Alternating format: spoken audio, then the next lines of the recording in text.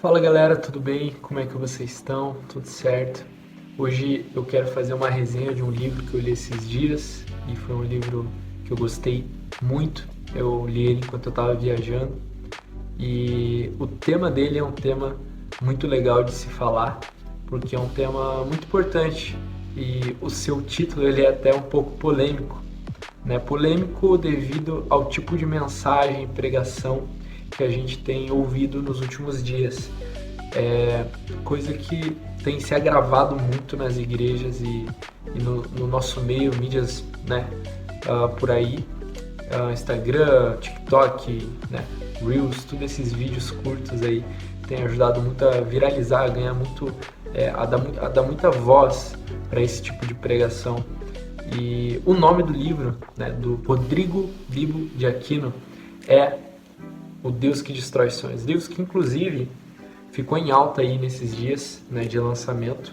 E é um livraço, é muito bonito.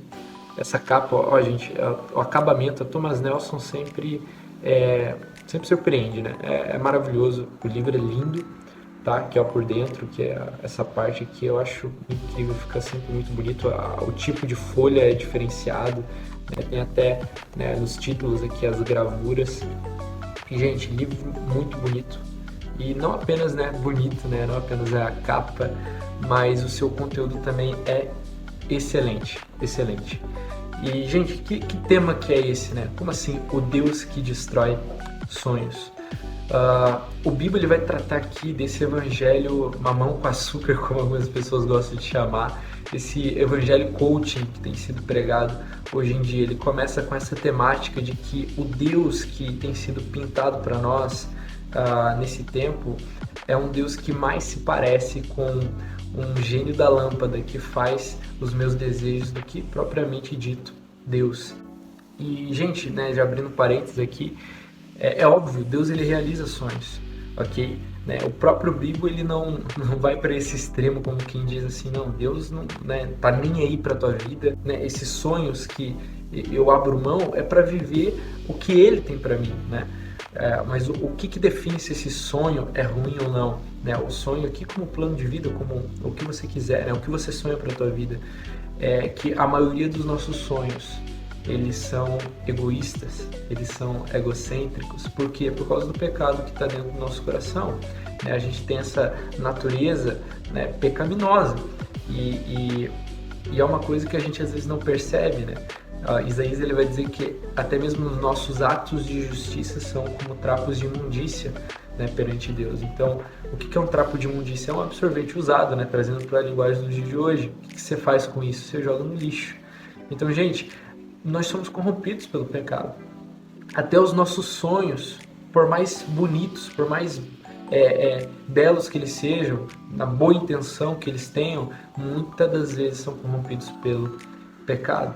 Né? O ser humano ele foi feito para glorificar Deus em tudo que ele faz. Muitas das vezes a vontade de Deus é sim que você faça uma faculdade de medicina e vire um médico para a glória de Deus. Muitas das vezes a vontade de Deus pode ser sim que você vire uma veterinária, que você vire um advogado para a glória de Deus, ok? Mas o grande ponto é, se muitas das vezes os nossos sonhos a gente exclui Deus, a gente só escreve ali uma cartinha, né, para Deus falando do nosso sonho, como um presente de Papai Noel, onde a gente escreve e entrega para ele, ele só tem que assinar embaixo, ele só tem que pagar a conta e realizar o nosso sonho, como se fosse simplesmente assim. Sabe, muitas das vezes Deus vai dizer não, muitas das vezes Deus vai frustrar os nossos sonhos, porque Ele precisa quebrar o nosso orgulho, a nossa arrogância, sabe? Muitas das vezes Deus ele vai permitir que situações aconteçam para que os nossos sonhos não se cumpram, para que a gente entenda que aquele versículo que diz assim, bem eu sei os pensamentos que tenho sobre vós, pensamentos de bem e não de mal, né? E são pensamentos muito maiores que os nossos. Os planos de Deus eles são muito mais altos que os nossos. E a grande pergunta do discipulado, a grande pergunta do evangelho é: você está disposto a abrir mão da sua vida? Você está disposto a abrir mão dos seus sonhos? Você está disposto a abrir mão das suas vontades, dos seus desejos para viver aquilo que Deus tem para você? Sabe? E é interessante que daí ele começa a falar sobre você abrir mão dos seus sonhos né, egoístas, para então viver a vontade de Deus na sua vida. Só que aí a gente acaba caindo num outro extremo também, muitas das vezes, que é o extremo do propósito, onde eu fico tão fissurado com qual que é o meu propósito, qual que é o propósito, o que eu devo fazer, que muitas das vezes a gente acaba não fazendo nada, esperando que Deus vai descer do céu e falar para você, teu propósito é assim, assim, assado. Ele pode fazer isso? Ele pode, ele faz. Mas muitas das vezes a gente mistifica essa ideia do propósito. E eu até quero ler uma frase dele que eu achei extraordinária.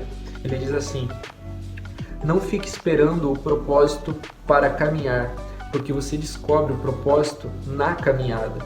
E descobrir o propósito na caminhada é entender que o propósito é o caminho.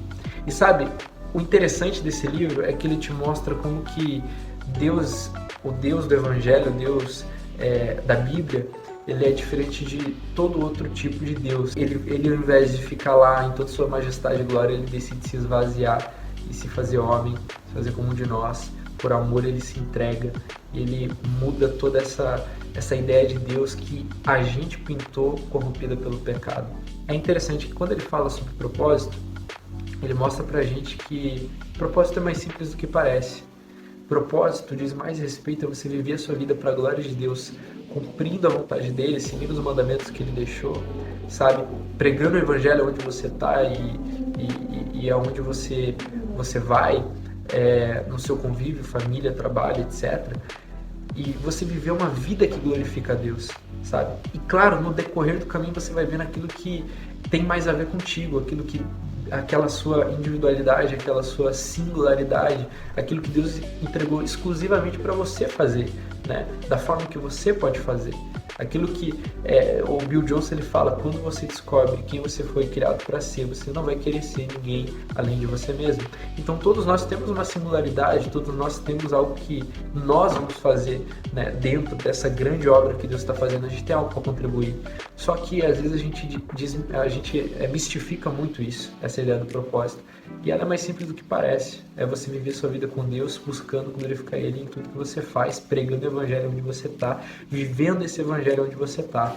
Só que é você estar disposto a ouvir um não de Deus, muitas das vezes, para aquilo que é teu sonho, mas é um sonho egoísta.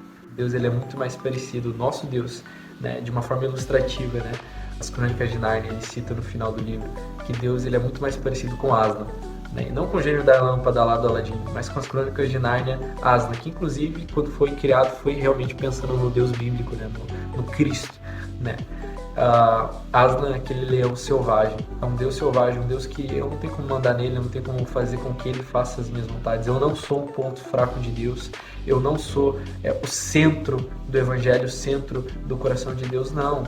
Deus ele é Deus, e porque ele é Deus, ele não é meu ídolo, eu não posso forçá-lo a fazer as minhas vontades. Ele é esse Deus selvagem. Cara, é um livro provocativo, porque ele vai te fazer abrir mão de muita coisa, vai dizer não para muitos sonhos, porque você vai perceber que o nosso coração é mau.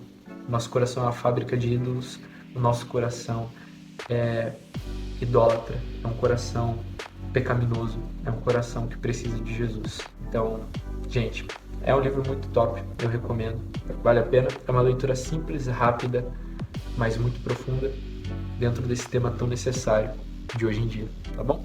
Essa era a minha resenha de hoje.